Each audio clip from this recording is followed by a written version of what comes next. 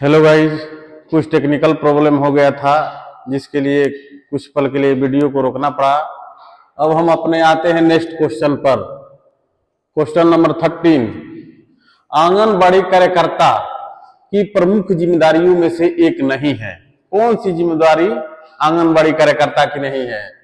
हमारा विकल्प है, ऑप्शन है, बच्चों का पोषण स्तर मापना, गर्भवती और धात्री माताओं को पोषण संबंधी सलाह देना, स्थानीय शासन के दैनिक कार्यों की निगरानी, 6 वर्ष से कम उम्र के बच्चों को प्राथमिक शिक्षा प्रदान करना। तो इसमें से कौन सा आंगनबाड़ी का क्षेत्र के अंदर काम नहीं आता है? स्थानीय शासन के दैनिक कार्यों की निगरानी।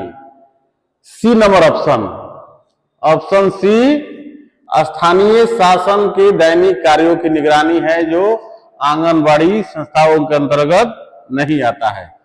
अब हमारा क्वेश्चन है नेक्स्ट,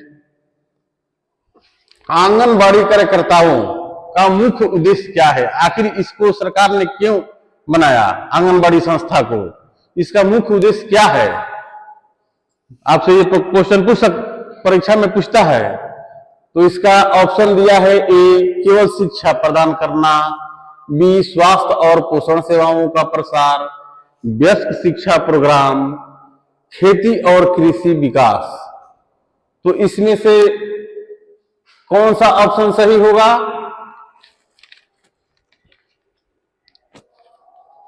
इसका सही आंसर होगा ऑप्शन नंबर बी, स्वास्थ्य और पोषण सेवाओं का प्रसार। आंगनबाड़ी सेविकाओं सहायिकाओं का क्या काम है कि पोषण संबंधी जागरूकता देना और जो सरकार की तरफ से मिलता है वो गर्भवती महिलाओं तक पहुंचाए। तो इसका सही आंसर क्या होगा? ऑप्शन नंबर बी, स्वास्थ्य और पोषण सेवाओं का प्रसार। नेक्स्ट क्वेश्चन है, देखिए, आंगनबाड़ी कार्यकर्ता द्वारा निम्नलिखित में से कौन सी गतिविधि की जाती है?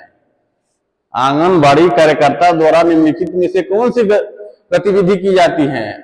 ऑप्शन है, समुदाय में वित्तीय सलाह प्रदान करना, बी है प्रसव पूर्व और प्रसवोत्तर देखभाल सेवाएं प्रदान करना, उच्च शिक्षा के लिए छात्रवृत्ति प्रदान करना, व्यवसायिक प्रशिक्षण प्रोग्राम आयोजित करना। तो इसका सही आंसर क्या होगा?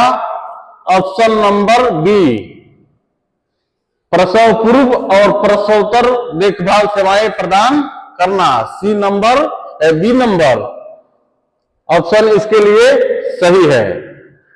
अब नेक्स्ट क्वेश्चन है,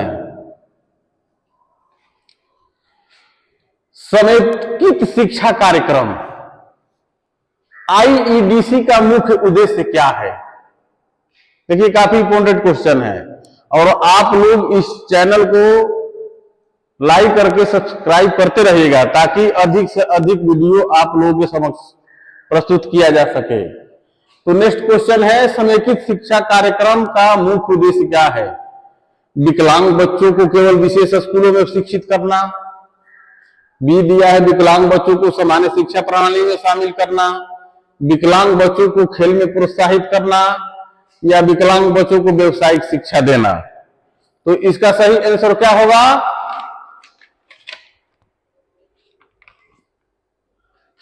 समेकित शिक्षा कार्यक्रम में विकलांग, ऑप्शन नंबर डी, विकलांग बच्चों को व्यावसायिक शिक्षा देना। ये समेकित शिक्षा कार्यक्रम का मुख्य उद्देश्य क्या है? विकलांग बच्चों को व्यावसायिक शिक्षा देना। ये परीक्षा में आ सकता है क्वेश्चन। अब अगला क्वेश्चन है, हाँ, और एक बात बता देना चाहता हूं, ये जो क्वेश्चन है ये विशेष शिक्षक बनने वालों के लिए काफी सुनहरा मौका है कि आप लोग इस वीडियो को अधिक से अधिक मात्रा में देखें, सब्सक्राइब करें और इसकी जानकारी लें। अगला क्वेश्चन है, आईईडीसी के अंतर्गत विकलांग बच्चों को किस प्रकार की सहायता प्रदान की जाती है?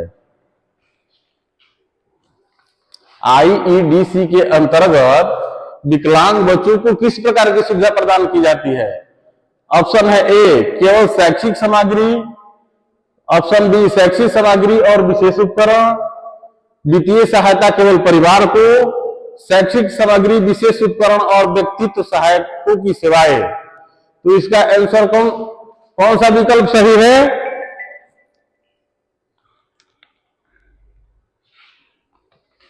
इसका सही आंसर है ऑप्शन नंबर डी, शैक्षिक सामग्री, विशेष उपकरण और व्यक्तिगत सहायकों की सेवाएं। अगला क्वेश्चन है, आईईडीसी कार्यक्रम के तहत शिक्षकों के लिए किस प्रकार की विशेष तैयारी की जाती है? क्या क्वेश्चन है? आईईडीसी कार्यक्रम के तहत शिक्षकों के लिए किस प्रकार की विशेष तैयारी की जाती है? ऑप्शन है आप लोगों के सामने, केवल शारीरिक शिक्षा में विशेषज्ञता, संगीत और कला में विशेषज्ञता, विकलांग बच्चों की विशेष जरूरतों को समझने और पूरा करने में विशेषज्ञता, विदेशी भाषाओं में विशेषज्ञता। तो इसका सही आंसर क्या होगा? इसका सही आंसर होगा ऑप्शन नंबर सी, विकलांग बच्चों की विशेष जरूरतों को समझने और पूरा करने में विशेषज्ञता। अगला क्वेश्चन है आप लोगों के सामने, सामाजिक न्याय और अधिकारिता मंत्रालय एमएसजेई का मुख्य उद्देश्य क्या है? यह क्वेश्चन बार बार पूछ देता है किसी भी प्रतियोगी परीक्षा में, आप लोग ध्यान से इसको देखिएगा। पूछ रहा है कि सामाजिक न्याय और अधिकारिता मंत्रालय एमएसजेई का मुख्य उद्देश्य क्या है? पहला है, ऑप्शन दिया है, व्यापार और निवेश को बढ़ावा देना, सामाजिक रूप से पिछड़े वर्गों, विकलांगों, बुजुर्गों और विक्टिमों के अधिकार और कल्याण को सुनिश्चित करना, कृषि और ग्रामीण विकास की शहरी विकास। तो कौन सा इसमें सही आंसर है? आंसर ऑप्शन नंबर बी, सामाजिक रूप से पिछड़े वर्गों, विकलांग, बुजुर्गों, विक्टिमों का अधिकार और कल्याण को सुनिश्चित करना। ठीक है, अब अगला क्वेश्चन है, सामाजिक न्याय और अधिकारिता मंत्रालय के अंतर्गत कौन सा विभाग नहीं आता है? देखिए कितना इंपॉर्टेंट क्वेश्चन है। सामाजिक न्याय और अधिकारिता मंत्रालय के अंतर्गत कौन सा विभाग नहीं आता है? ऑप्शन क्या दिया है? विकलांगता मामलों का विभाग, सामाजिक रक्षा विभाग, रोजगार और प्रशिक्षण विभाग, अनुसूचित जाति विकास विभाग। तो इसका सही आंसर क्या होगा? रोजगार और प्रशिक्षण विभाग। ये सामाजिक न्याय और अधिकारिता मंत्रालय के अंतर्गत नहीं आता है, जबकि हम लोगों का भ्रम है कि इसी के अंतर्गत रोजगार और प्रशिक्षण विभाग आता है, लेकिन ऐसा नहीं है। सामाजिक न्याय और अधिकारिता मंत्रालय के अंतर्गत रोजगार और प्रशिक्षण विभाग नहीं आता है। ठीक है, अब है अगला क्वेश्चन 21 नंबर क्वेश्चन, 21 नंबर, निम्नलिखित में से किस योजना प्रोग्राम का संचालन सामाजिक न्याय और अधिकारिता मंत्रालय द्वारा किया जाता है? ठीक है, क्वेश्चन काफी इंपॉर्टेंट है। निम्नलिखित में से किस योजना प्रोग्राम का संचालन सामाजिक न्याय और अधिकारिता मंत्रालय द्वारा नहीं किया जाता है? ऑप्शन दिया है, make in India, Deendayal Antyodaya योजना, स्वच्छ भारत अभियान, राष्ट्रीय विकलांगता पेंशन योजना। तो इस क्वेश्चन का सही आंसर क्या होगा? ऑप्शन नंबर डी, राष्ट्रीय विकलांगता पेंशन योजना। अब अगला क्वेश्चन है क्वेश्चन नंबर 22,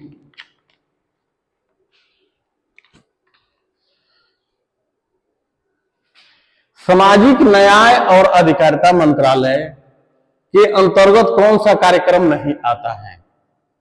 ठीक है, ऑप्शन दिया है, राष्ट्रीय विद्यार्थी ऋण योजना, अनुसूचित जाति उप योजना, ट्राइबल सब प्लान, टीएसपी जिसको कहते हैं, आदर्श ग्राम योजना। तो कौन सा इसमें सही आंसर लग रहा है? इसका सही आंसर होगा ए नंबर, विकल्प ए, राष्ट्रीय विद्यार्थी ऋण योजना। इसको आप लोग नोट करते रहिएगा। अब अगला क्वेश्चन है 23 नंबर।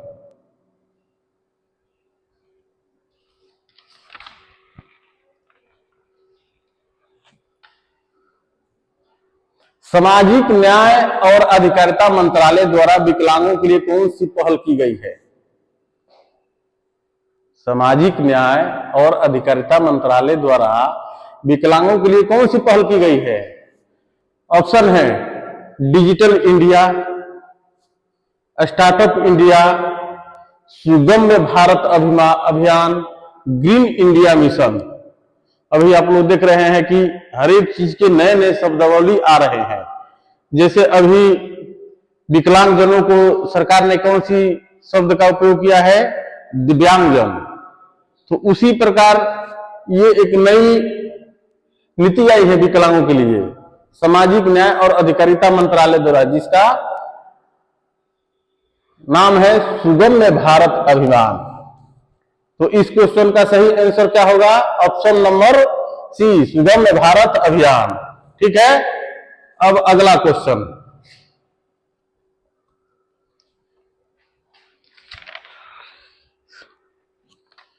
मानव संसाधन विकास मंत्रालय। ये बार बार प्रतियोगी परीक्षाओं में क्वेश्चन पूछा जाता है कि मानव संसाधन विकास मंत्रालय MHRD का पूरा नाम क्या है? ठीक है, ये अति इंपोर्टेंट क्वेश्चन है, ये बार बार प्रतियोगी परीक्षाओं में पूछा जाता है। इसीलिए आप लोग हमेशा, खासकर VI के जो बच्चे हैं या स्पेशल क्षेत्र में जो कार्यरत है या कार्यरत है, वो ऐसे प्रकार के क्वेश्चनों को बार बार देखे, इस YouTube चैनल पर हमेशा जुड़े रहे और अधिक से अधिक मात्रा में सब्सक्राइब करते रहे। तो MHRD का पूरा नाम क्या है?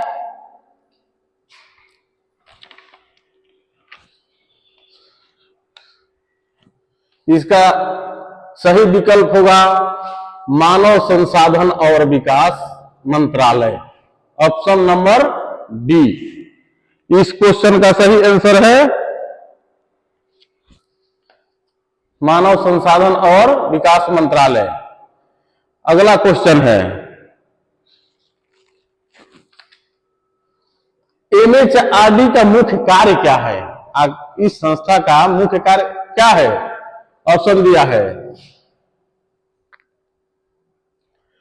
रोजगार संबंधी योजनाओं का प्रबंधन, शिक्षा और शैक्षिक नीतियों का निर्धारण, वित्तीय सेवाओं की प्रदान, खाद्य और खाद्य प्रसंस्करण की सुरक्षा।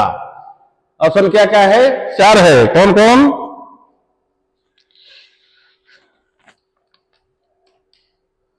MHRD का मुख्य कार्य क्या है? ऑप्शन में क्या कह दिया है? रोजगार संबंधी योजनाओं का प्रबंधन, शिक्षा और शैक्षिक नीतियों का निर्धारण, वित्तीय सेवाओं की प्रदान, खाद्य और खाद्य प्रसंस्करण की सुरक्षा। तो इसका सही आंसर होगा ऑप्शन नंबर बी, शिक्षा और शैक्षिक नीतियों का निर्धारण। फिर से बोल दे रहा हूं, ऑप्शन नंबर बी, शिक्षा और शैक्षिक नीतियों का निर्धारण, इसका सही आंसर होगा। अगला क्वेश्चन है, MHRD द्वारा चलाई जाने वाली सर्व शिक्षा अभियान का मुख्य उद्देश्य क्या है? ये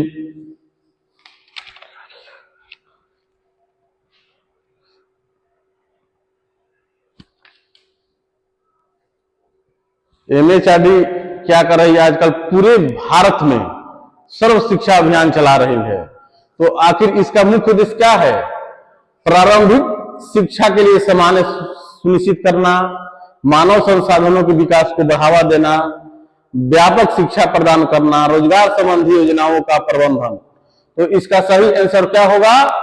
प्रारंभिक शिक्षा के लिए सामान्य सुनिश्चित करना, ऑप्शन नंबर ए इसका सही आंसर होगा।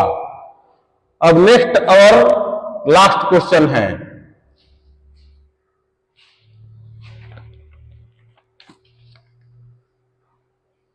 लास्ट क्वेश्चन हमारा है आज के वीडियो का, निम्नलिखित में से किसको MHRD के अंतर्गत नहीं शामिल किया जाता है?